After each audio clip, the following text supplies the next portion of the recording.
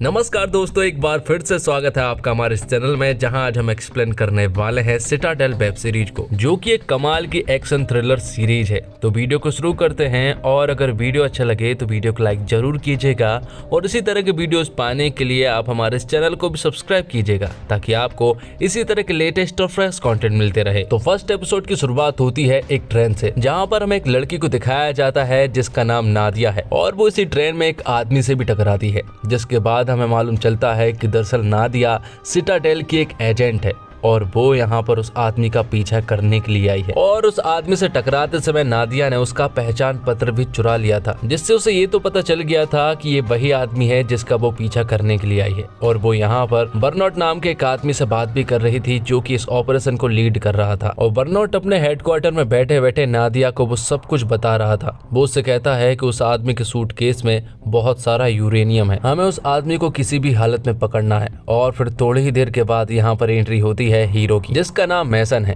और यहाँ पर नादिया को मालूम चलता है कि मैसन भी उसके साथ इस मिशन में है, लेकिन उसे बर्नौट ने इसके बारे में कुछ भी नहीं बताया था। और लोगों ने वैसे तो पहले भी कई बार काम कर चुके हैं, लेकिन वो एक दूसरे से हमेशा खफा ही रहते हैं, क्योंकि वो एक दूसरे को हमेशा छोड़ जाते हैं। और उन दोनों की बातों से हमें मालूम चलता है कि उन दोनों के बीच एक रिश्ता तो जरूर था। जिसके बाद ग्रोगर यहाँ से उठकर चला जाता है, और फिर मैसन भी उसके पीछे तुरंत ही जाने लगता है। तभी नादिया मैसन को किस करने लगती है, और वो उसे बताती है कि उसके साथ एक और आदमी है, जो कि सब पर नजर बनाए हुए है, इसलिए अगर तुरंत गए तो वो आदमी समझ जाएगा। वो मैसन से कहती है कि पहले वो ग्रोगर के पीछे जाएगी, उसके बाद तुम आना। और जैसे ही नादिया जाने लगती है तो वो आदमी भी उसके पीछे जाने लगता है, और उसके पीछे मैसन जाता है। मैसन उसे बीच में रोकता है और उससे कहता है कि तुम्हें मालूम है कि अब तुम्हारे साथ क्या होने वाला है। जिसके बाद मैसन उस आदमी को बाथरूम में लेकर जाता है, और उनके बीच में एक तगड़ी फाइट होती है। दोनों ही एक दूसरे के ऊपर भारी पड़ रहे थे। यहाँ नादिया ग्रोगर का पीछा करते हुए एक जगह पर पहुंचती है। उसके हाथ में एक पहचान पत्र था, जो कि ग्रोगर का था। वो उसे देती है और कहती है कि शायद तुमने ये वहां पर गिरा दिया था। जिसके बाद वो यहाँ पर बैठ जाती है, और वो दोनों आपस में बात करने लगते हैं। तब नादिया टेबल के नीचे से ग्रोगर के ऊपर गन पॉइंट कर देती है, और उसे कहती है कि उसे मालूम चल गया है कि वो यहाँ पर क्यों आया है। उसके सूटकेस में जितना भी यूरेनियम है वो उसके हवाले कर दे। जिस पर कि ग्रोगर उससे कहता है कि उसके सूटकेस में यूरेनियम नहीं है, वो तो बस तुम्हें यहाँ पर लाना चाहता था और एक मैसेज देना चाहता था। ये सब कुछ उसकी एक प्लानिंग है। दूसरी तरफ मैसन उस आदमी से बुरी तरह से लड़ रहा होता है, और लड़ते लड़ते मैसन उस आदमी को खिड़की से नीचे फेंककर उसकी जान ले लेता है। ग्रोगर यहाँ पर नादिया को एक वीडियो बताता है, जिसमें कि सिटाडेल के जितने भी एजेंट हैं उन सभी लोगों को बुरी तरह से मारा जा रहा था। और ये देखकर नादिया को बहुत ज्यादा बुरा लगता है। ग्रोगर नादिया से कहता है कि जिस तरह से तुम यहाँ पर आई हो, वैसे ही सारे सिटाडेल के एजेंट को उसने ऐसे ही मारा है। और फिर देखते ही देखते यहाँ पर कई सारे वेटर्स और पैसेंजर्स लोगों को मारना शुरू कर देते हैं, और फिर वो लोग नादिया के ऊपर गन पॉइंट कर देते हैं, जिससे कि हमें मालूम चलता है कि दरअसल में ये सभी लोग ग्रोगर के आदमी हैं, और ये सब कुछ उसकी प्लानिंग थी नादिया को मारने की। जिसके बाद जब वो नादिया को मारने ही वाला होता है कि तभी पीछे से मैसन अपनी गन लेकर आता है और इन सभी को मारना शुरू कर देता है।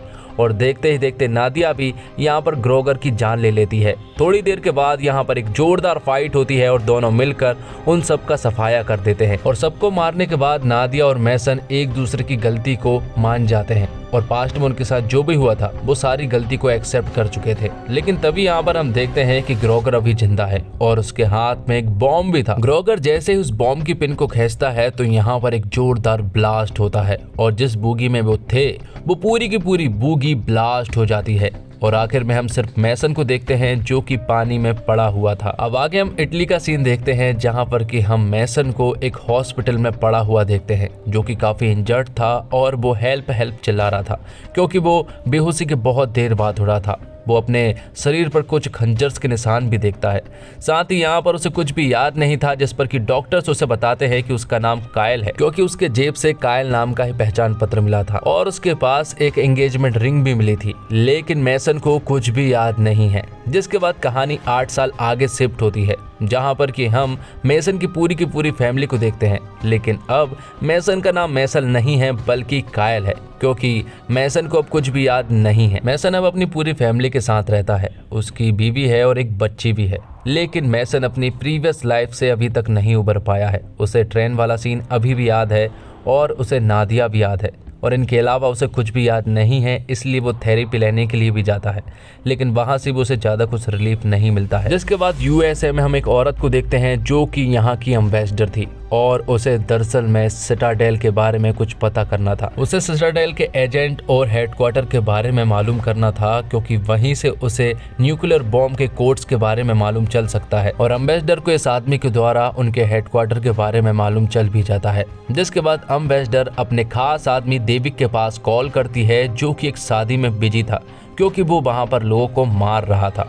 जिसके बाद वो देविक को बताती है कि उन्हें सिटाडेल के एजेंट और हेडक्वार्टर के बारे में मालूम चल गया है, तो अभी तुम वहां पर जाओ और उस हेडक्वार्टर के न्यूक्लियर कोड के बारे में पता लगाओ। देविक का एक भाई भी था जिसका नाम एंद्रेस है और वो भी सेम टू सेम देविक की तरह लगता है। जिसके बाद हम बर्नआउट को देखते हैं जो कि कुछ लोगों से पूछताछ कर रहा था और उसे एम्बेसडर के इरादों के बारे में मालूम चल गया था और साथ ही उसे मैसन कैन के बारे में भी मालूम चल गया था कि वो आखिर कहां पर मौजूद है। अब आगे हम मैसन की वाइफ और मैसन को देखते हैं। यहाँ पर मैसन की वाइफ उसके साथ रोमांस करने की कोशिश करती है, लेकिन मैसन को नादिया की ट्रेन के कुछ मूवमेंट्स याद आने लगते हैं और वो अपनी वाइफ के साथ रोमांस नहीं कर पाता है। वो अपनी वाइफ को घूरे जा रहा था, तभी उनकी बेटी भी जाग जाती है, तो वो दोनों ही उसके पास जाते हैं क्योंकि उसे एक बुरा सपना आया था। जिसके बाद मैसन अपनी पास्ट की कुछ चीजों को देख रहा होता है, तभी यहाँ पर मैसन की वाइफ का कॉल आता है और वो बताती है कि उनके घर में कोई घुस आया है। और जब मैसन वहाँ पर जाता है तो वहाँ पर बर्नआउट था जो कि इन्हें गन पॉइंट पर लेता है और अपनी कार के अंदर जाने को कहता है। जैसे वो अपनी कार के अंदर बिठालता है तो वो उन्हें बेहोश कर देता है और एक खुफिया जगह पर ले जाता है। और यहाँ दूसरी तरफ देविक और एंद्रेस उस जगह पर भी पहुंच चुके थे जहां पर की सिटाडेल के सारे खुफिया इंफॉर्मेशन थी। और यहाँ मैसन और मैसन की वाइफ एक खुफिया जगह पर थी। उन्हें समझ नहीं आ रहा था कि वो यहाँ पर क्या कर रहे हैं। तभी बर्नआउट उन्हें बताता है कि उनकी जान को खतरा था, इसलिए जाने अनजाने में उन्हें इस तरह से यहाँ पर लाना पड़ा। तभी बर्नआउट यहाँ पर मैसन को बताता है कि वो दरअसल में एक एजेंट है और वो सिटाडेल का एजेंट है। लेकिन मैसन को तो कुछ भी याद नहीं है, उसे तो ये भी याद नहीं है कि उसका नाम मैसन है। तब यहाँ पर बर्नआउट उसे सब कुछ बताता है और कहता है कि जब तुमने लास्ट ऑपरेशन किया था तब हमारे साथ एक गद्दार मौजूद था और उसी ने मैंटिकोर नाम के एक संगठन को हमारे सिटाडेल के सारे एजेंट के बारे में उन्हें इन्फॉर्मेशन दे दी। तब से ही मैंटिकोर के एजेंट हमारे सिटाडेल के एजेंट को बुरी तरह से मारने लगे। मैंटिकोर भी हमारी तरह ही एक स्पाई एजेंसी है, लेकिन वो पैसे के लिए कुछ भी कर सकती है और किसी को भी आसानी से मार सकती है। साथ ही यहाँ पर बर्नआउट मैसन को ये भी बताता है कि कुछ मैंटिकोर के एजेंट्स को हमारी इन्फॉर्मेशन के बारे में पता चल गया है, लेकिन वो सारी इन्फॉर्मेशन न्यूयॉर्क की एक खुफिया जगह पर ही खुल सकती है और वो दो एजेंट वहां पर जरूर जाने वाले हैं, इसलिए हमें उन्हें किसी भी हालत में रोकना होगा। तब मैं तुम्हें तुम्हारे बारे में सब कुछ बता दूंगा। लेकिन मैसन उनसे कहता है कि अब वो स्पाई एजेंट नहीं रहा, वो तो एक नॉर्मल इंसान है। तभी यहाँ पर बर्नआउट उसकी तरफ एक चाकू फेंकता है जो कि उसकी आंख की सीध में था, लेकिन तभी मैसन उसे तुरंत ही पकड़ लेता है और उसे तो विश्वास ही नहीं हुआ था कि आखिर उसने ये सब कैसे कर लिया। जिसके बाद बर्नआउट मैसन को ये भी बताता है कि उसकी एक पार्टनर भी थी जिसका नाम नादिया था। वो लास्ट मिशन में तुम्हारे साथ ही थी, लेकिन उस ट्रेन ब्लास्ट में वो भी पूरी तरह से इंजर्ड हो गई थी। उसने हमसे हेल्प लेने की कोशिश की थी, लेकिन हम उसकी मदद नहीं कर पाए थे और अब शायद उसकी भी मौत हो गई है। और आगे हम देखते हैं कि नादिया अभी जिंदा है क्योंकि उस ट्रेन ब्लास्ट में वो मारी नहीं गई थी। और इसी के साथ ये एपिसोड यहीं पर खत्म होता है। तो सेकंड एपिसोड की शुरुआत होती है और हमें मालूम चलता है कि नादिया अभी जिंदा है। वो पानी से निकलती है जो कि काफी इंजर्ड हो चुकी थी। उसके पैर में भी गोली लगी थी, इसलिए वो चलने की हालत में भी नहीं थी। जैसे तैसे वो आगे बढ़ती है जहाँ पर पीछे से एक कार आती है। तब वो उस कार वाले से मदद मांगती है और यहाँ पर नादिया बेहोश भी हो जाती है। और जब उसकी आंखें खुलती है तो वो खुद को एक कमरे में पाती है। जिस इंसान ने उसकी जान बचाई उस अनजान शख्स ने उसके हाथ में हथकड़ी बांध रखी थी और उसने नादिया के पैर का इलाज करके उसके पैर में मरहम पट्टी भी कर दी थी। पर नादिया को यहाँ पर कुछ भी ठीक नहीं लग रहा था, इसलिए वो उस इंसान से कहती है कि हमें हॉस्पिटल जाना चाहिए।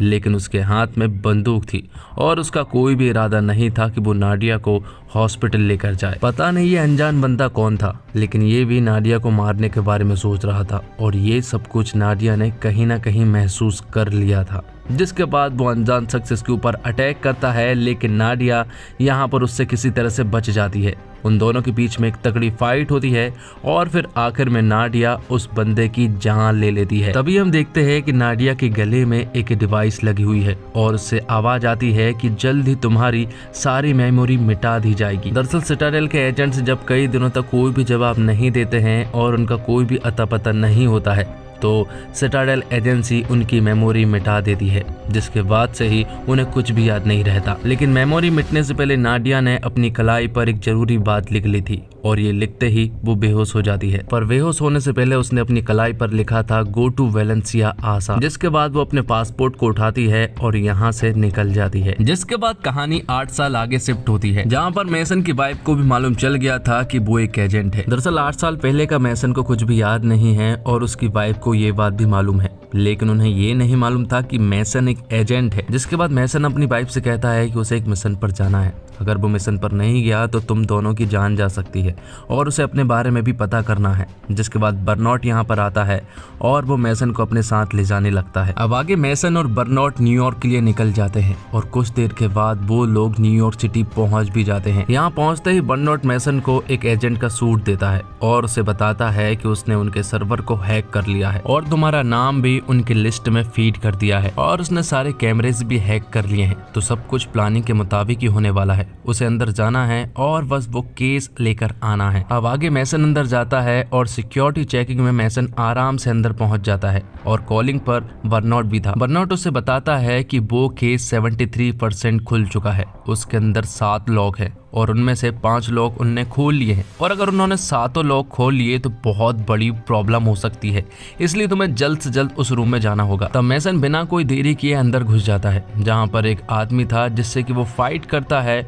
और उसे मारकर वो केस लेकर भाग जाता है। यहाँ पर उसे डेविड देख लेता है और डेविड मेसन को पहचान भी लेता है, जबकि सारी दुनिया को तो यही लगा था कि मेसन मर चुका है। जिसके बाद मेसन तुरंत ही बाहर आता है और बर्नॉट की गाड़ी में बैठकर यहाँ से रफू चक्कर हो जाते हैं। जिसके बाद डेविड यहाँ पर ये सारी बातें एम्बेसडर को बताता है। एम्बेसडर भी ये सारी बातें सुनती है तो वो भी पूरी तरह से हैरान थी, क्योंकि उन्हें तो ऐसा ही लगा था कि सिटाडेल के सारे एजेंट्स को मार दिया और मेसन भी मारा जा चुका है, लेकिन वो अभी जिंदा है, तो अब हमें किसी भी हालत में मेसन और उस केस को पाना ही होगा। बर्नॉट के कहने पर मेसन अपनी कलाई को उस केस में लगाता है और जैसे ही वो अपनी कलाई को उस केस में लगाता है तो उसकी एक आईडी खुलती है मेसन के नाम से और यही वो केस है जिससे कि पता लगाया जा सकता है कि एक्टिव एजेंट्स कहां पर मौजूद है। सिटाडेल के सारे एजेंट्स को इसी केस के द्वारा पता लगाया जा सकता है और इसी केस में कुछ डिवाइसेस भी रखी हुई थी और ये सारी डिवाइसेस सिटाडेल एजेंट्स की थी। जब ये इस डिवाइस को गले में इंजेक्ट करेंगे तो उनकी सारी मेमोरी वापस आ जाएगी। और साथ ही हम देखते हैं कि डेविड ने उनके केस को ट्रैक कर लिया था और वो लोग इनके जस्ट पीछे ही थे। तो प्लान के मुताबिक ये लोग यहाँ से वायोमिंग जाने वाले थे, लेकिन बर्नॉट मेसन से कहता है कि अब वो लोग वायोमिंग नहीं जा सकते, क्योंकि तुम जैसे ही जब उस बिल्डिंग में घुसे थे तो उन सभी ने तुम्हारी पहचान कर ली थी कि तुम मेसन हो और उन्हें पता चल गया है कि तुम जिंदा हो, तो अब दुनिया का हर एक मैंटिकोर एजेंट तुम्हें मारने के लिए पीछे आएगा। इसलिए अगर हम वायोमिंग गए तो वायोमिंग का पीछा करते करते वो लोग वहां पहुंचेंगे और वो तुम्हारी फैमिली को भी मार देंगे। इसलिए जब तक तुम मैंटिकोर के हर एक एजेंट को नहीं मार देते तब तक अपनी फैमिली से दूर रहना होगा। अब जैसे ही मेसन उस डिवाइस को अपने गले में इंजेक्ट करने ही वाला होता है कि तभी पीछे से इनके ऊपर हमला होता है और बर्नॉट को गोली लगने की वजह से उसकी मौत हो जाती है। ये देखकर मेसन पूरी तरह से डर जाता है, क्योंकि उसके ऊपर भी एक जोरदार अटैक हो रहा है और वो उनसे नहीं लड़ पा रहा है। इसलिए वो चुपचाप एक कार को उठाता है और यहाँ से भाग जाता है। डेविड इनके ऊपर धुआंधार गोली चला रहा होता है, तभी यहाँ पर पुलिस भी आ जाती है, तो पुलिस को भी डेविड आराम से मार देता है। मेसन बहुत दूर निकल चुका था, उसके आगे पीछे कोई भी नहीं था। तब वो अपनी मेमोरी वाली डिवाइस को निकालता है और जब वो उसे देखता है तो वो पूरी तरह से हैरान रह जाता है, क्योंकि उसमें से जो लिक्विड था वो पूरी तरह से खाली हो चुका था और ये आखिरी मेमोरी डिवाइस था। जिसके बाद मेसन को बहुत ज्यादा बुरा लगता है, वो गुस्सा भी हो रहा था। तभी मेसन की नजर पड़ती है केस पर, जहां पर कि सिटाडेल के एजेंट की सर्चिंग हो रही थी। तब मेसन को मालूम चलता है कि नाडिया वेलेंसिया में है और वो जिंदा है। तो फिर मेसन तुरंत ही वेलेंसिया के लिए निकलता है और वो अपनी वाइफ को कॉल करके सब कुछ बता देता है कि बर्नॉट की जान चली गई है और उसे एक इम्पोर्टेंट मिशन के लिए वेलेंसिया जाना पड़ रहा है। तो वेलेंसिया पहुंचते ही मेसन एक रेस्टोरेंट में पहुंचता है और वहाँ उसकी मुलाकात होती है नाडिया से। तो मेसन जैसे ही नाडिया से टकराता है तो वो उसे याद दिलाने की कोशिश करता है कि उसका नाम नाडिया है और 8 साल पहले का उसे कुछ भी याद नहीं है और हम लोग सिटाडेल के एजेंट है। लेकिन नाडिया को कुछ भी याद नहीं था, पर नाडिया को कुछ भी समझ नहीं आ रहा था। उसे ऐसा लग रहा था कि मेसन पुलिस वाला है, इसलिए नाडिया तो वैसे ही घबराए जा रही थी। पर यहाँ पर मेसन उसे याद दिलाने की कोशिश करवाता है और जैसे बर्नॉट ने मेसन की तरफ चाकू फेंका था उसी अंदाज में मेसन भी नाडिया की तरफ चाकू फेंकता है, लेकिन वो चाकू नाडिया के बाजू से निकल जाता है और वो उसे नहीं पकड़ पाती है। जबकि मेसन को लगा था कि शायद नाडिया पकड़ लेगी क्योंकि स्पाई एजेंट्स हमेशा ऐसा करते हैं। अब ये सब देखकर नाडिया और भी ज्यादा घबरा जाती है और वो एक चाकू भी उठा लेती है। तब यहाँ पर मेसन उसकी कलाई में वो केस लगा देता है, जिसके बाद नाडिया की आईडी खुल जाती है नाडिया सिन नाम से। यहाँ पर मेसन अब उसे याद दिलाने की कोशिश कर पाता है और कहता है कि जब इस डिवाइस को तुम अपने गले में इंजेक्ट कर लोगी तो तुम्हें अपनी सारी मेमोरी भी वापस मिल जाएगी। एक तरफ तो ये दोनों बातें कर रहे थे, दूसरी तरफ डेविड भी इस रेस्टोरेंट में घुस चुका था और डेविड के साथ एक और आदमी था जो कि मेसन और नाडिया के पास जाता है गन लेकर। और जब वो मेसन को मारने ही वाला होता है कि तभी नाडिया पीछे से एक पेन लेकर आती है और उसके सर पर दे मारती है। हालांकि अभी तक नाडिया ने वो डिवाइस अपने गले में इंजेक्ट नहीं किया था और जब वो उस डिवाइस को इंजेक्ट करने के लिए एक सेफ जगह ढूंढ ही रहे थे कि तभी यहाँ पर डेविड आ जाता है और डेविड मेसन को एक पंच में सुला देता है, जिसके बाद डेविड नाडिया को भी मारने लगता है और वो नाडिया को बुरी तरह से मार रहा था और वो हैरान भी था क्योंकि नाडिया उससे ठीक तरह से नहीं लड़ रही है, क्योंकि उनका पहले भी सामना हो चुका है। लेकिन नाडिया उससे इस तरह से तो नहीं लड़ती थी, वो हमेशा उस पर भारी पड़ती थी। तो डेविड यहाँ पर उन दोनों को ही बुरी तरह से मारता है क्योंकि उनकी मेमोरी उनके पास थी ही नहीं। अब कोई और रास्ता नहीं था, इसलिए नाडिया को वो डिवाइस अपने गले में इंजेक्ट करना ही पड़ता है और जैसे ही वो उस डिवाइस को अपने गले में इंजेक्ट करती है तो वो बन जाती है नाडिया सिन और फिर डेविड को तो वो आराम से हरा देती है और उसे धूल चटा देती है। जिसके बाद वो मेसन से कहती है कि अब उसे सब कुछ याद आ गया है। उसे याद आ गया है कि वो सिटाडेल एजेंट है और हम दोनों एक मिशन के दौरान इंजर्ड और घायल हो गए थे और उनकी मेमोरी चली गई थी। पर नाडिया को नहीं मालूम है कि मेसन के पास उसकी मेमोरी अभी नहीं है। तब वो यहाँ से तुरंत ही निकल जाते हैं, जिसके बाद यहाँ पर डेविड एम्बेसडर के पास कॉल लगाता है और उसे बताता है कि वो अपने काम को अंजाम नहीं दे पाया है क्योंकि उसके साथ नाडिया सिन भी थी।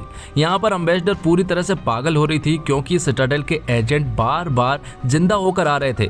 एक तो मेसन भी आ चुका था और दूसरा नाडिया सिन भी आ चुकी थी। और आगे हम देखते हैं कि बर्नॉट अभी जिंदा है, वो मरा नहीं है, वो काफी ज्यादा इंजर्ड है, जिससे कि एम्बेसडर पूछताछ कर रही होती है। और एपिसोड 2 की यहीं पर समाप्ति होती है। थर्ड एपिसोड की शुरुआत में हम देखते हैं बर्नॉट को। दरअसल इसे दालिया ने पकड़ लिया था और उसे बहुत ज्यादा टॉर्चर भी किया जा रहा था। दालिया यहाँ पर बर्नॉट से मेसन और नादिया के बारे में पूछ रही थी, लेकिन बर्नॉट उसे कुछ भी नहीं बताता है, इसलिए उसे बहुत ज्यादा टॉर्चर किया जा रहा था। अब आगे स्पेन की एक जगह का सीन दिखाया जाता है जहाँ पर कि हम मेसन और नादिया को देखते हैं जो कि आसानी से लड़ाई करके यहाँ पर सेफली पहुंच चुके थे। दरअसल ये सिटाडेल का एक सेफ हाउस था जहाँ पर मेसन नादिया से पूछता है कि क्या हम दोनों के बीच में कुछ था, जिस पर कि नादिया उससे कहती है कि हमारे बीच जो कुछ भी था वो बहुत सही था। आगे नादिया मेसन को एक कमरे में ले जाकर उसकी बुलेट निकालने लगती है। यहाँ पर दोनों आपस में बात भी कर रहे थे। दरअसल मेसन जानना चाहता है कि आखिर मेसन कौन है और उन दोनों के बीच में क्या रिश्ता है। उसे कहीं ना कहीं शक है कि शायद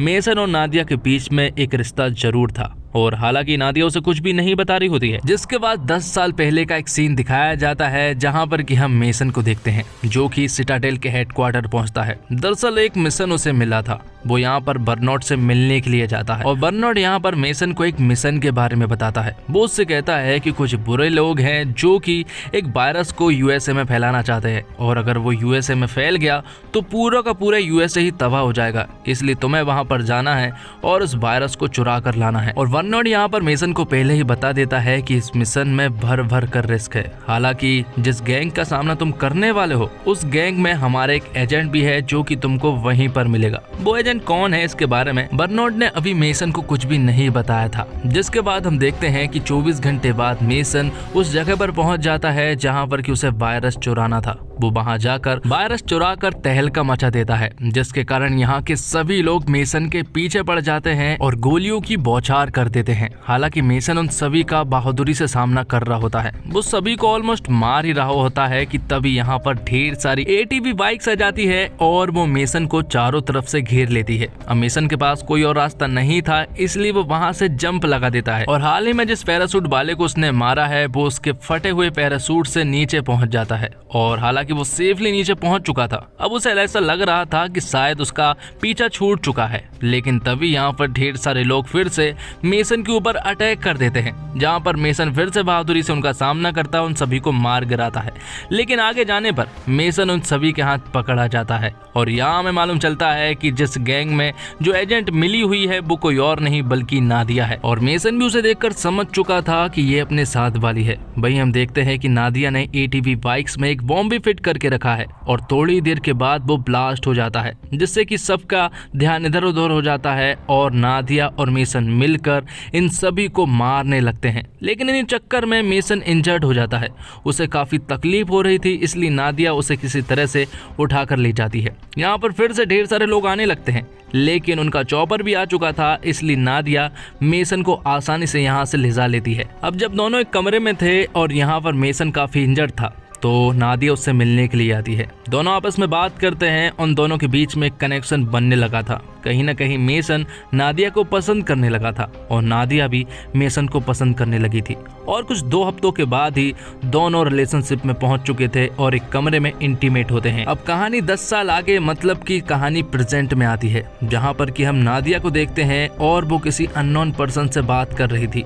वो किसी पैकेज के बारे में उससे बात कर रही थी और वो सामने वाला इंसान कह रहा था कि वो तुम्हारा इंतजार कर रहा है। और दूसरी तरफ हम दालिया को देखते हैं, जो कि अभी भी बर्नआउट को बुरी तरह से टॉर्चर करने में लगी हुई थी। वो यहाँ पर उससे कहती है कि अगर वो उसे उनके बारे में नहीं बताएगा तो वो उसके साथ बहुत बुरा कर सकती है। दरअसल दालिया के पास सिटाडेल के एक एजेंट का सिस्टम हाथ लग चुका था, उसका पासवर्ड बर्नआउट को मालूम है, लेकिन बर्नआउट उसे बिल्कुल भी नहीं बताता है, जो कि दालिया को भी मालूम है कि बर्नआउट उसे नहीं बताने वाला, इसलिए वो उसे बुरी तरह से टॉर्चर किया जा रही थी। वहीं दूसरी तरफ हम देखते हैं बर्नआउट की वाइफ और मेसन की वाइफ को, दोनों आपस में बात करते हैं और यहाँ पर हमें मालूम चलता है कि मेसन की वाइफ एवी की भी 9 साल पहले याददाश्त जा चुकी है। तो यहाँ पर दालिया बर्नआउट को ब्लैकमेल करते हुए कहती है कि हमें मालूम है कि तुम्हारी फैमिली कहाँ पर है, इसलिए हमें पासवर्ड बता दो वरना वो तुम्हारी पूरी की पूरी फैमिली को मार डालेगी। लेकिन बर्नआउट का हमेशा की तरह जवाब ना होता है। तब यहाँ पर दालिया उसके 2 दांत निकाल देती है, जिससे कि बर्नआउट को बहुत ज्यादा तकलीफ होती है। वो अब बोलने की हालत में भी नहीं था, जिसके बाद दालिया टॉर्चर करने की जिम्मेदारी आंद्रेस को देती है। आंद्रेस यहाँ पर आता है और वो यहाँ पर बर्नआउट को बुरी तरह से टॉर्चर करना शुरू करता है। लेकिन तभी बर्नआउट यहाँ पर आंद्रेस से कहता है कि उसकी गर्लफ्रेंड जिंदा है और ये सुनने के बाद आंद्रेस रुक जाता है। वो उससे कहता है कि उसे मालूम है कि उसकी गर्लफ्रेंड कहाँ पर है, अगर वो मेरा मोबाइल ला कर दे तो वो उसे बता सकता है कि वो कहाँ पर है। आगे हम मेसन कैन को देखते हैं, जो कि अपनी वाइफ एबी से बात कर रहा होता है। एबी कैन को बहुत ज्यादा मिस कर रही होती है। यहाँ पर मेसन उसे बता देता है कि उसे सब कुछ याद आ गया है और अब सब कुछ ठीक है और वो यहाँ पर नादिया नाम की लड़की से भी मिला है, जो कि एजेंट है और उसी ने उसकी मदद की है। तो फिर थोड़ी देर के बाद यहाँ पर नादिया आती है और वो मेसन को कुछ पैसे देती है और एक टिकट देकर कहती है कि तुम्हें वापस जाना होगा क्योंकि तुम्हारा काम हो गया है और अगर यहाँ पर रहे तो तुम्हारी जान जाना एकदम तय है, क्योंकि मेसन जैसी तुम्हारे अंदर कोई भी बात नहीं है, तुम्हारी सिर्फ शकल मेसन से मिलती है, तुम्हारे अंदर मेसन की मेमोरी तो है ही नहीं। जिस पर कि मेसन उससे कहता है कि क्यों ना तुम मुझे मेसन बनाने की ट्रेनिंग दो। और फिर थोड़ी देर के बाद उनके सिस्टम में एक अलर्ट मैसेज आता है और वो सिटाडेल के कुछ एजेंट का होता है, जो कि सिटाडेल हेडक्वार्टर से हेल्प मांग रहे होते हैं। तो नादिया को बहुत अच्छे से मालूम है कि ये एजेंट कौन है और आगे उन्हें क्या करना है और ये मैसेजेस कहाँ से आ रहे हैं और उन्हें किन लोगों से खतरा है, उसे सब कुछ मालूम है। उसे किस आदमी के पास जाना है उसे ये भी मालूम है, लेकिन वो उस आदमी के पास नहीं जा सकती है क्योंकि उनसे उसकी लड़ाई है और यहाँ पर मेसन जा सकता है। मेसन को वो लोग जानते जरूर है, लेकिन यहाँ पर खतरा नहीं होगा, इसलिए मेसन को नादिया भेजती है और वो पहुंच जाते हैं मोरक्को के एक बार में। जब यहाँ पर मेसन पहुंचता है तो मेसन बनने की एक्टिंग कर रहा होता है क्योंकि उसे कॉन्फिडेंस चाहिए था। वो यहाँ पर एक डॉन से मिलता है जो कि काफी खूंखार और खतरनाक था। तो उस डॉन से बात करते हुए मेसन के हाथ में एक लाइटर था और उस लाइटर में कुछ ऐसी चीजें थी जिससे कि फ्रीक्वेंसी पकड़ कर नादिया उसके मोबाइल को हैक कर रही थी। ही यहाँ पर बोस से बड़ी बड़ी बातें कर रहा होता है और यहीं पर उस डॉन का लड़का भी था जो कि काफी ओवर स्मार्ट था। तो वो डॉन मेसन से नादिया के बारे में पूछता है, जिस पर कि मेसन उससे कहता है कि वो मारी गई है, जिस पर कि डॉन उससे कहता है कि वो अच्छी मारी गई है क्योंकि वो सिटाडेल को धोखा दे रही थी, वो एक गद्दार है और उसने तुम्हारे साथ भी तो बहुत बुरा किया है। लेकिन मेसन को कुछ भी याद नहीं आ रहा होता है, जिस पर कि नादिया उससे कहती है कि हमारा काम हो गया है, तुम्हें वहां से तुरंत निकलना होगा। और तभी वो यहाँ पर एक गन निकाल कर उन्हें शूट करने लगता है और थोड़ी ही देर के बाद वो उसके बेटे की तरफ शूट करने लगता है। तब जाकर सभी लोग गन नीचे करते हैं और मेसन यहाँ से चुपचाप निकल जाता है। जब दोनों वापस जा रहे होते हैं तो यहाँ पर मेसन नादिया से कहता है कि आखिर तुम मुझसे क्या छुपा रही हो, क्योंकि वो मुझे कुछ बताना चाह रहे थे और तुमने तभी कह दिया कि वहां से तुरंत निकल जाओ। जिस पर कि नादिया उससे कहती है कि हमारे बीच जो कुछ भी था वो बिल्कुल सही था, अभी फिलहाल हमें आगे की कुछ प्रॉब्लम को फेस करना है जिसमें तुम अगर साथ चलना चाहते हो तो चल सकते हो। आगे हम देखते हैं बर्नौट को, जो कि आंद्रेस के पास था। आंद्रेस का मोबाइल आने पर बर्नौट उसे मोबाइल फोन में फोटो बताता है और वो फोटो दरअसल में मेसन की वाइफ एबी की होती है। और यहाँ हमें मालूम चलता है कि आंद्रेस दरअसल एबी से ही प्यार करता था। वो यहाँ पर उससे कहता है कि अगर तुम मुझे यहाँ से बाहर निकालो तो वो तुम्हें एबी से मिला सकता है जो कि मेसन की वाइफ है। और इसी सस्पेंस के साथ एपिसोड 3 यहीं पर खत्म होता है। तो 4th एपिसोड की शुरुआत होती है और हम देखते हैं आंद्रेस को। दरअसल बर्नौट ने उसे बता दिया था कि एबी जिंदा है और वो इस वक्त मेसन की वाइफ है। ये देखकर आंद्रेस हैरान रह जाता है क्योंकि उसे लगा था कि एबी मारी जा चुकी है। दरअसल आंद्रेस एबी से प्यार करता था। आगे हम मेसन और नाडिया को देखते हैं जिनके सिस्टम में एक मैसेज आया था और वो मैसेज दरअसल कार्टर का था, जो कि कई साल पहले उसने मैंटिक और ब्लैकसाइड से भेजा था, लेकिन इन्होंने ये मैसेज अब जाके देखा है। कार्टर यहाँ पर सिटाडेल के एजेंट से हेल्प मांगता है। वो उन्हें बताता है कि वो मैंटिक और ब्लैकसाइड में कैद है। तो ये मैसेज देखने के बाद मेसन और नाडिया तुरंत ही मैंटिक और ब्लैकसाइड के लिए निकल जाते हैं, लेकिन वहाँ पर मैंटिकोर के ढेर सारे लोग थे। जैसे ही मेसन और नाडिया वहाँ पर पहुँचते हैं तो मैंटिक और ब्लैकसाइड के लोग इनके ऊपर हमला कर देते हैं, लेकिन नाडिया यहाँ पर उनका डट के सामना करती है और वो यहाँ पर मेसन की भी जान बचाकर उनको सभी को बेरहमी से मारकर कार्टर के केबिन की तरफ बढ़ते हैं। जैसे ही वो कार्टर के पास पहुंचते हैं तो कार्टर यहाँ पर मेसन को देखकर कहता है कि बोस से दूर रहे और साथ ही बोस से ये भी कहता है कि तुम्हें ऐसा नहीं करना चाहिए था। आखिर मेसन ने ऐसा क्या किया है ये तो हमें थोड़ी देर के बाद पता चल ही जाएगा। जिसके बाद कहानी एक फ्लैशबैक में पहुंचती है जहां पर कि हम मेसन और नाडिया को एक होटल में देख पाते हैं।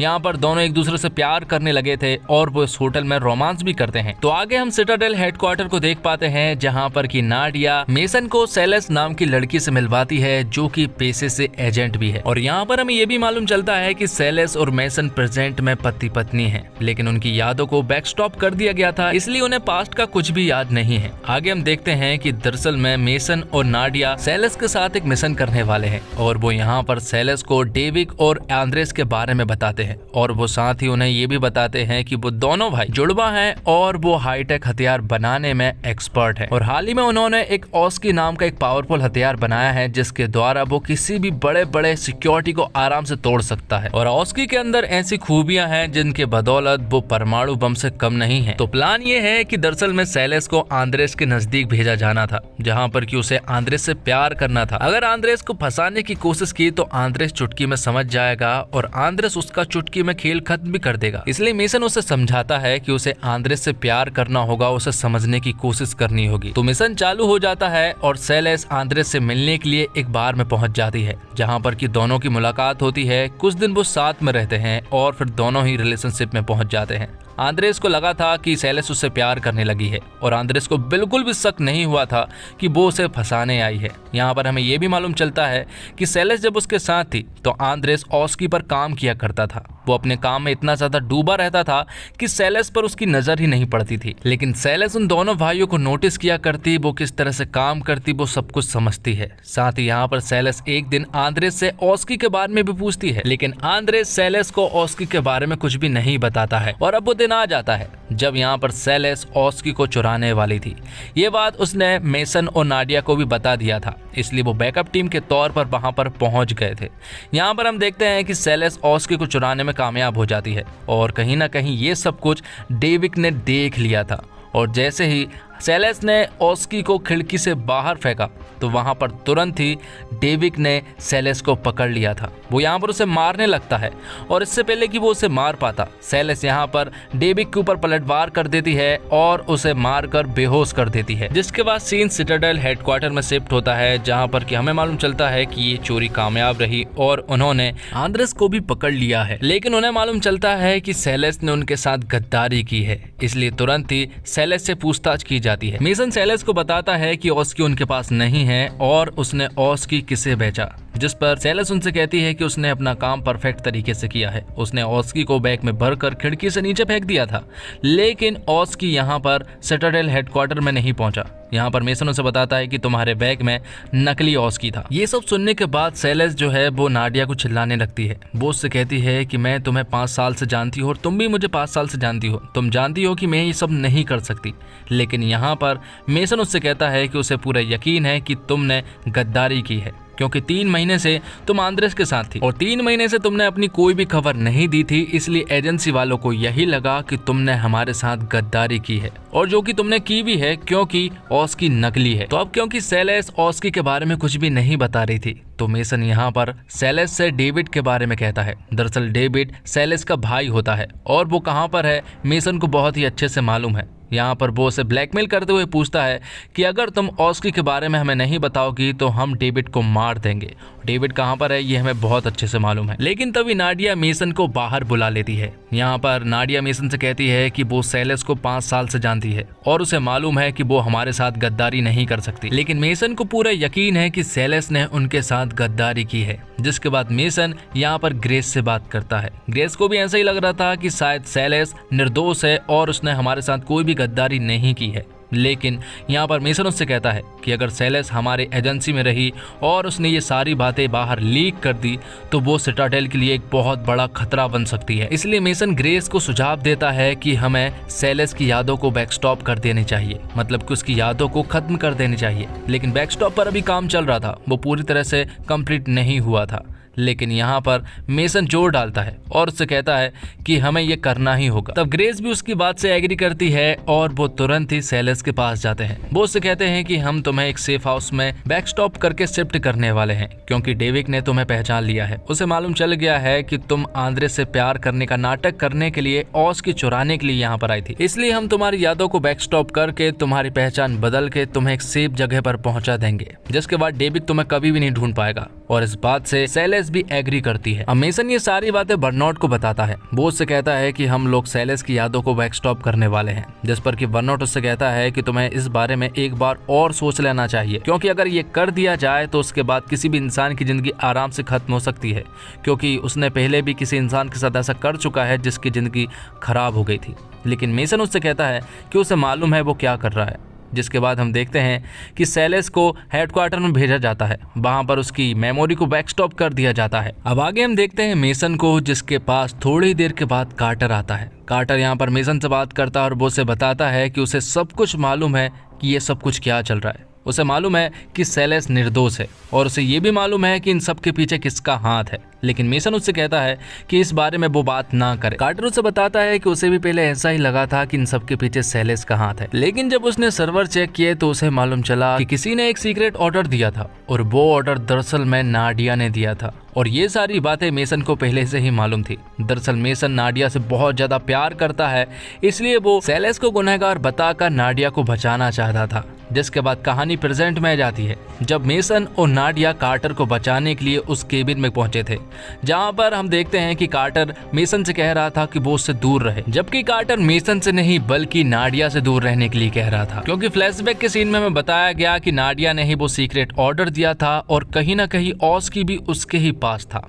और इसी के साथ एपिसोड 4 यहीं पर खत्म होता है। तो 5th एपिसोड की शुरुआत होती है और हम देखते हैं मैंटिकोर की खुफिया जगह को, जहां पर कि नाडिया और मेसन कार्टर को बचाने के लिए गए थे और वो इसमें कामयाब भी हो चुके थे। लेकिन यहाँ पर कार्टर नाडिया को देख के कह रहा था कि ये गद्दार है और इस पर भरोसा नहीं किया जा सकता, और ये सीन यहीं पर कट हो जाता है। अब आगे 9 साल पहले का एथेंस का सीन दिखाया जाता है, जहाँ पर कि हम नाडिया और मेसन को देखते हैं, जो कि एक मिशन पर थे और उन्होंने इस मिशन की सारी तैयारियां कर ली थी। लेकिन तभी यहाँ पर मेसन उसे एक रिंग देता है और इस रिंग को देखकर नाडिया को ऐसा लगता है कि शायद ये भी मिशन का हिस्सा है, जिसे देखकर नाडिया मेसन से कहने लगती है कि इस बार बर्नॉट अपनी मिशन पर बहुत पैसा खर्च कर रहा है, लेकिन उसे नहीं मालूम था कि ये रिंग दरअसल में मेसन ही दे रहा है।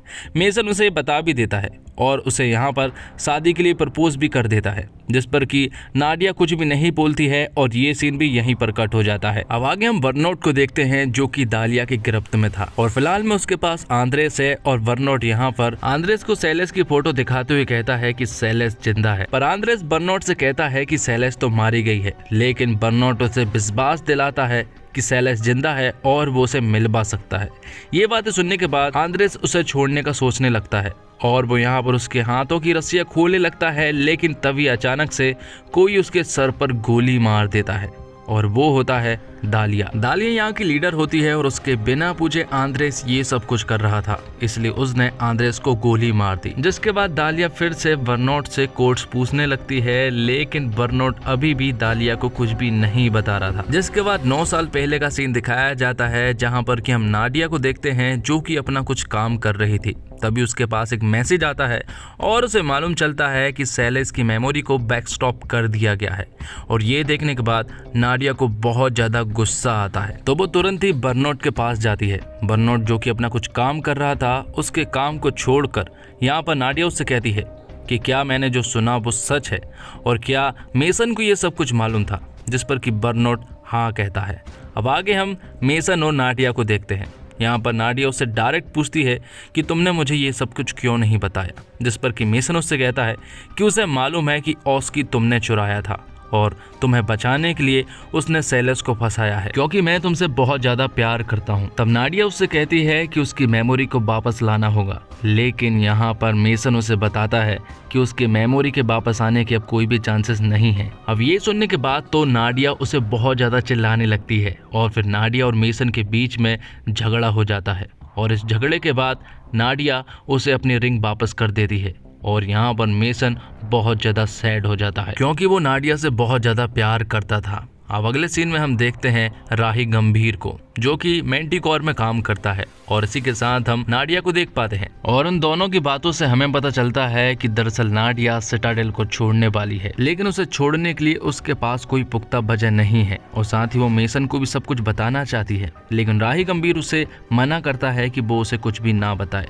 जिसके बाद हम प्रेजेंट का सीन देख पाते हैं, जहां पर कि कार्टर मेंटिकोर के सेफ हाउस में ये कह रहा था कि नाडिया जो है वो गद्दार है और कहीं ना कहीं वो सही भी कह रहा था। अब क्योंकि मेसन को कुछ भी याद नहीं है इसलिए वो कुछ भी नहीं बोल पाता है, लेकिन कार्टर की मेमोरी बैकस्टॉप नहीं हुई है, उसे तो सब कुछ याद है। वहाँ दूसरी तरफ बर्नॉट के पास एक लैपटॉप रखा जाता है और उसे बताया जाता है कि उसके पास सिर्फ आखिरी मौका है कोड बताने का। अगर वो कोड नहीं बताएगा तो हम उसकी फैमिली को मार देंगे। हमें तुम्हारी फैमिली के बारे में मालूम चल गया है और हम जस्ट मिसाइल छोड़ने ही वाले हैं, इसलिए अब ना चाहते हुए बर्नॉट को उनके सामने झुकना ही पड़ता है और वो यहाँ पर कोड उन्हें बता देता है। कोड बताते ही डालिया यहाँ पर पलट जाती है और वो उसकी फैमिली को मारने को कहती है और साथ ही वायोमिंग में जितने भी लोग हैं वो उन सभी को मारने के लिए कहती है। जिसके बाद हम बर्नॉट की बेटी को देख पाते हैं।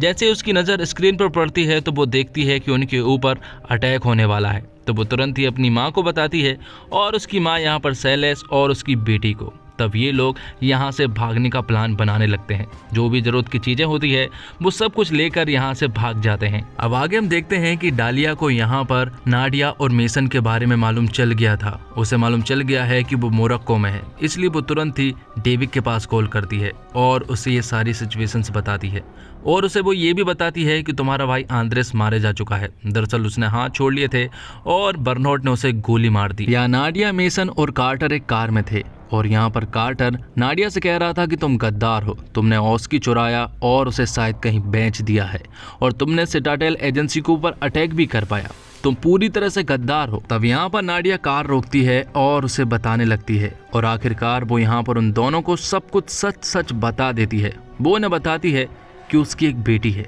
और उस बेटी के कारण ही उसने ये सब कुछ किया। और यहाँ पर हमें पता चलता है कि दरअसल में नाडिया की जो बेटी है वो मेसन की है और नाडिया ने आखिरी मिशन के दौरान उसे बताने की कोशिश भी की थी, लेकिन वो उसे नहीं बता पाई। और साथ ही हमें ये बात भी मालूम चलती है कि राही गंभीर दरअसल में नाडिया के पिता होते हैं और एक दिन वो अपने पिता से ही बात कर रही थी और वो मेसन को कुछ भी नहीं बताना चाहती है क्योंकि उसके हिसाब से वो ये जिम्मेदारी नहीं लेगा। लेकिन नाडिया इस बच्चे को दुनिया में लाना चाहती थी और कुछ दिनों के बाद उसकी एक बेटी हुई और यहाँ पर नाडिया ने उसका नाम आयशा रखा था। और ये देखकर मेसन को भी काफी दुख होता है क्योंकि नाडिया ने उससे ये बात छुपाई। अब आगे हम डालिया को देखते हैं जिसके लोगों को मेसन की लोकेशन मिल चुकी थी। यहाँ पर डालिया उनसे कहती है कि उन्हें मेसन जिंदा चाहिए क्योंकि न्यूक्लियर कोड को सिर्फ और सिर्फ मेसन ही एक्सेस कर सकता है। अब आगे नाडिया इन दोनों को बताती है कि एक आखिरी मिशन पर वो मेसन को सब कुछ बताना चाहती थी, लेकिन राही गंभीर मतलब कि नाडिया के पिता उससे कहते हैं कि तुम्हें ये सब कुछ नहीं बताना चाहिए। उसके पास ग्रेस का मैसेज आता है और वो एक आखिरी मिशन पर जाने लगती है। इसके बाद वो सिटाडेल को छोड़ देगी और मेसन को भी सब कुछ सच बता देगी, लेकिन उसके पिता ऐसा नहीं चाहते थे।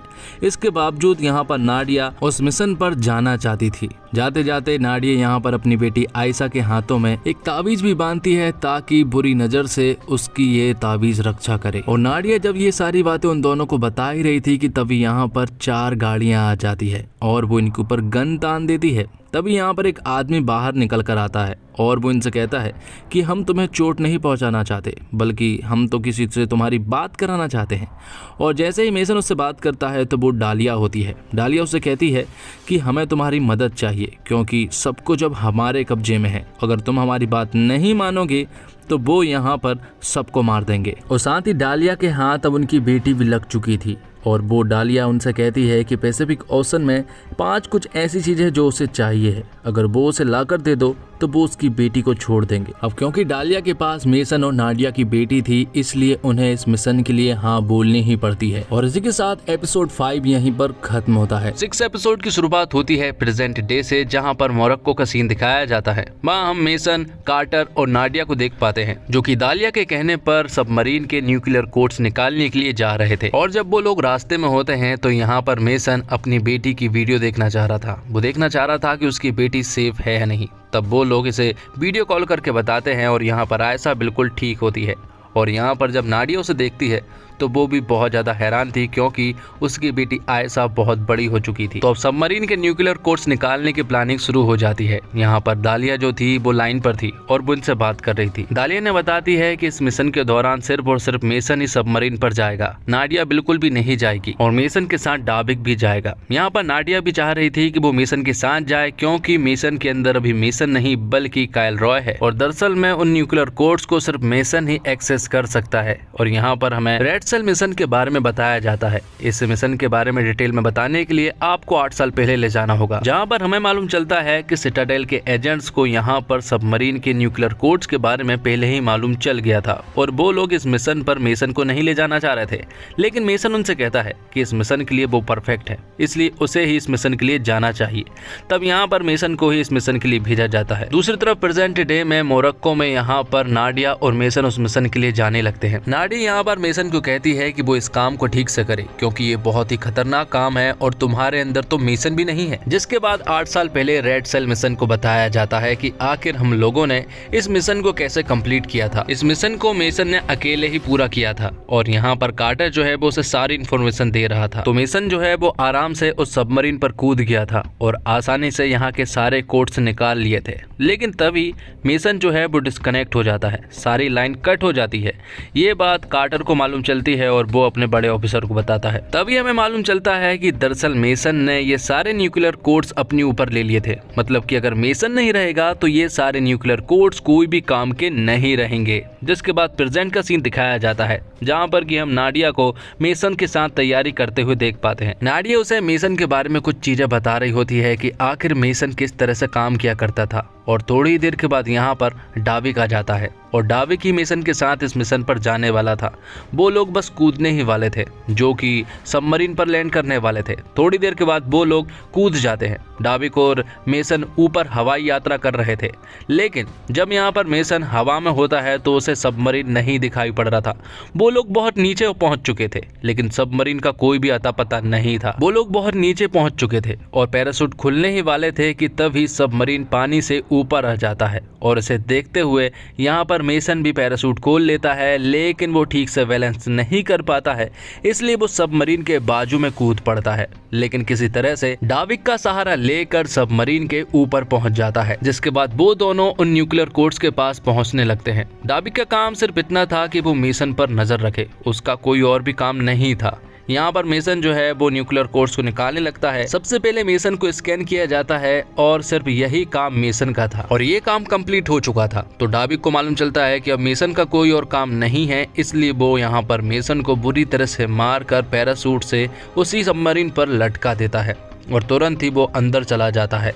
यहाँ पर ये बात कार्टर और नाडिया को भी मालूम चल चुकी थी, इसलिए वो अब तुरंत ही नीचे जाने का फैसला करती है। लेकिन तभी यहाँ पर डालिया के कुछ लोग थे जो कि उसके ऊपर अटैक करते हैं, तो यहाँ पर नाडिया भी उनके ऊपर अटैक करके उन सभी को मार गिराती है। अब हम डाविक को देखते हैं और डाविक यहाँ पर डालिया से एक डील करता है। वो उससे कहता है कि वो ये न्यूक्लियर कोर्स उन्हें तभी देगा जब वो लोग मुझे मैंटिकोर का एक मेंबर बनाएंगे, वरना वो ये सारे न्यूक्लियर मिसाइल्स को मैंटिकोर हेडक्वार्टर में भेज देगा, जहाँ पर कि वो 4-5 हेडक्वार्टर के नाम भी बताता है। लेकिन यहाँ पर डालिया को पहले से ही मालूम था कि कहीं ना कहीं डाविक ये हरकत कर सकता है, इसलिए डालिया उसे कहती है कि उसे मालूम था कि तुम ऐसा जरूर करोगे।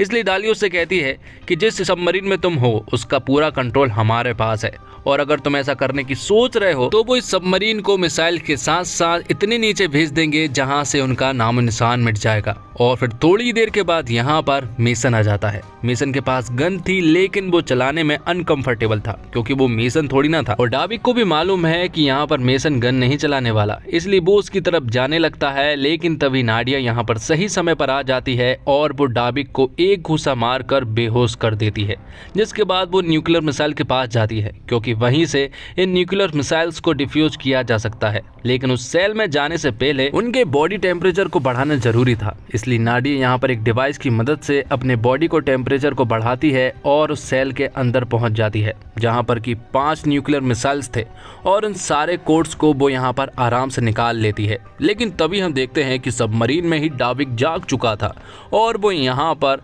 मेसन की धुनाई कर देता है। वो उसे बेरहमी से मार रहा होता है और मेसन का इसके पास कोई भी जवाब नहीं था क्योंकि वो मेसन थोड़ी ना है। और यहाँ पर अंदर नाडिया का भी बहुत बुरा हाल हो चुका था क्योंकि बॉडी टेम्परेचर बढ़ने के कारण नाडिया की हालत बिगड़ती ही जा रही थी।